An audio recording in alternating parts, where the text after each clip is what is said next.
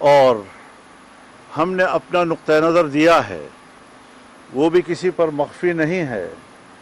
جو پہلا ڈرافٹ حکومت کی طرف سے ہمارے پاس آیا تھا، ہم نے یکسر اسے مسترد کر دیا تھا۔ ہم آج بھی اس کو مسترد کرتے ہیں، اور آئندہ کے لیے بھی حکومت کا وہ ڈرافٹ کسی قیمت پر ہمیں قبول نہیں ہوگا۔ اور اگر مذاکرات کیے جاتے ہیں افہام و تفہیم کے ساتھ، ایک متفقہ ترمیم کی طرف ہم آگے بڑھتے ہیں، تو ہم نے خوش آمدید کہا ہے اس کے لیے۔ اور 2 روز قبل میں کراچی میں جناب بلاول بھٹو صاحب کے ساتھ ان کے گھر میں بیٹھ کر 4-5 گھنٹے ہم نے اس پر طویل بحث کی، اور ہر ایک شق کو اور ترمیم کے کلاز کو ہم نے زیر بحث لایا۔ جن چیزوں پہ اتفاق ہوا ہم نے اس کو بھی میڈیا کے سامنے اس کا اعلان کیا، اور کچھ چیزیں تھیں کہ جو ابھی مشاورت کے قابل ہیں اور ان پر مشاورت ہونی چاہیے۔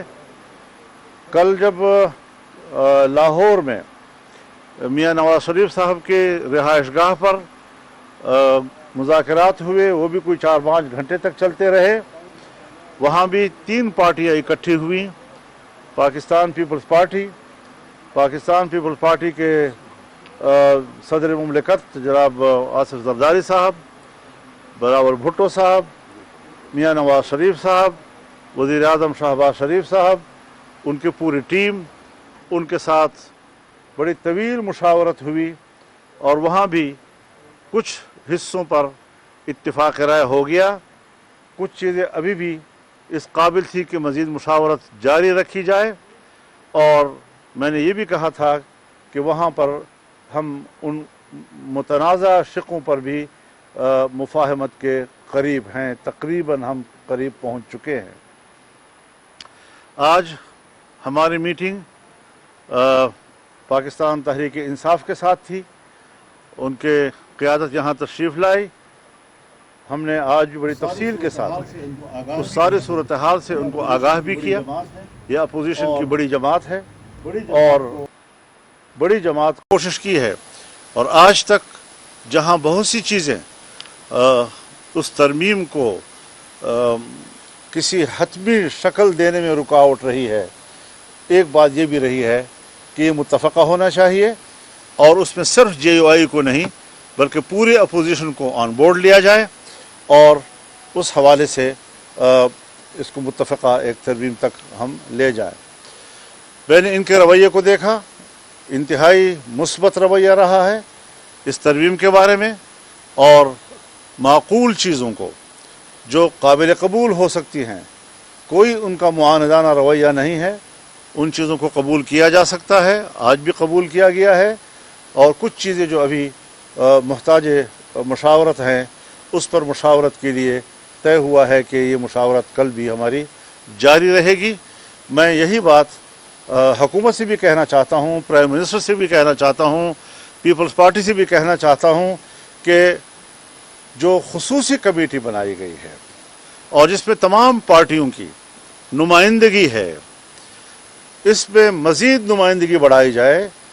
اس میں bar council, Pakistan bar council کے نمائندہ بھی ہونا چاہیے، اس میں سپریم کورٹ بار ایسوسی ایشن کا نمائندہ بھی ہونا چاہیے، یا اس کے لیے ایک الگ سا میکانزم بن سکتا ہے، لیکن وہ چونکہ سٹیک ہولڈرز ہیں ان کو نظر انداز نہیں کیا جا سکتا۔ کمیٹی میں تمام پارٹیوں کے جو ڈرافٹس ہیں ان پر کھلی ڈیبیٹ کی جائے تاکہ ہم ایک اتفاق رائے تک پہنچ سکیں۔ لیکن ایک بات جو ہم مسلسل مفاہمت کے جذبے سے کہتے چلے آ رہے ہیں، ہمیں کچھ ایسی رپورٹس مل رہی ہیں کہ جیسے ہماری مفاہمت کے رویے کو حکومت جو ہے وہ اس کو آسان نہیں لے رہی۔ اس میں ہمارے ساتھ ایک طرف مذاکرات چل رہے ہیں، دوسری طرف ہمارے پارلیمنٹ کے اراکین کو ہراساں کیا جا رہا ہے، کسی کو اغوا کیا جا رہا ہے۔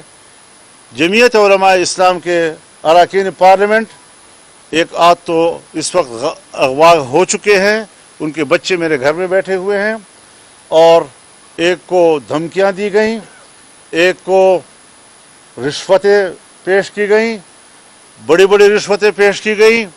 लेकिन इस किस्म के रवैयों के बाद अगर हुकूमत का ये रवैया रहता है, जिस तरह आज शाह महमूद कुरैशी के बहू के साथ हुआ, हमारे अख्तर मैंगल साहब उनकी खातून रुकन के साथ, जो उसने खुद बयान भी दिया है कि कितना प्रेशर है उसके ऊपर, उनके जो रुकने सेनेट हैं उनकी तरफ से भी शिकायत आ रही हैं। अगर इस किस्म की सूरत हाल बनती है और हुकूमत ये ओछे हथकंडे इस्तेमाल करना चाहती है तो फिर हम उनके साथ मजबूर होंगे कि मुज़ाकरात के प्रोसेस रोक दें और कोई रास्ता हमारे पास नहीं होगा। हम ये बदमाशी मानने को तैयार नहीं हैं।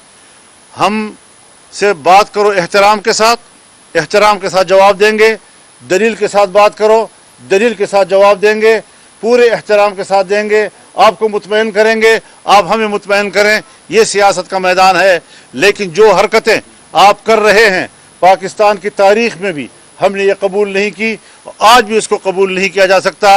अगर आपका रवैया बदमाशी का होगा तो फिर हम भी अपना रवैया बदमाशी का जानते हैं। तो इस तरीके से आसान नहीं है कि आप इस किस्म के हमारे साथ खिलवाड़ करते रहें, हमारे खुलूस का मजाक उड़ाते रहें, हमारे नेकनियती का मजाक उड़ाते रहें, हमारी संजीदगी का मजाक उड़ाते रहें। ये नहीं चलेगा।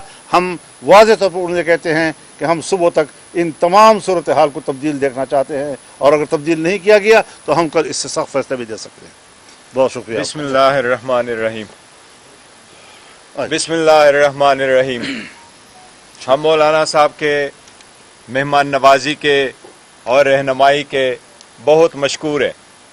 हम बड़े दिल के साथ और ओपन हार्टेडली मौलाना साहब के साथ इस गुफ्तशनीद में हम शरीक हुए थे।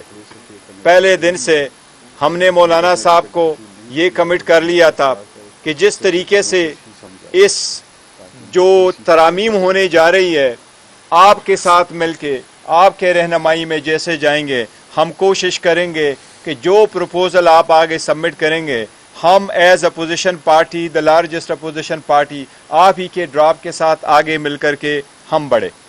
जब स्पेशल कमेटी में हम पहले दिन गए तो पहले दिन से जिस बात का तज़किरा मौलाना साहब ने किया, पहले दिन से हम कमेटी के नोटिस में लेके आए कि हमारे एमएनएगान साहिबान को उठाया जा रहा है और उसकी फैमिली मेम्बरान को हरास किया जा रहा है। उसके बावजूद हम किसी एक मीटिंग को हमने मिस नहीं किया और हमने बड़ी बुर्दबारी का मुजाहरा करते हुए हुकूमत के साथ उस कमेटी के मीटिंग में शुरू हुए। हर मरतबा हमारी अगर कोशिश रही तो ये रही कि हमारे साथ ड्राफ्ट शेयर किया जाए। मौलाना साहब के साथ एक बात कह दीजिएगा कि हमने अपने मेंबर्स को 63 का नोटिस दे दिया है और जिस मेंबर ने अभी तक वसूल नहीं किया वो जो प्रेस स्टॉक है उसको 63 का नोटिस ही समझाए ताकि उनको डीसी किया जा सके। आपके साथ में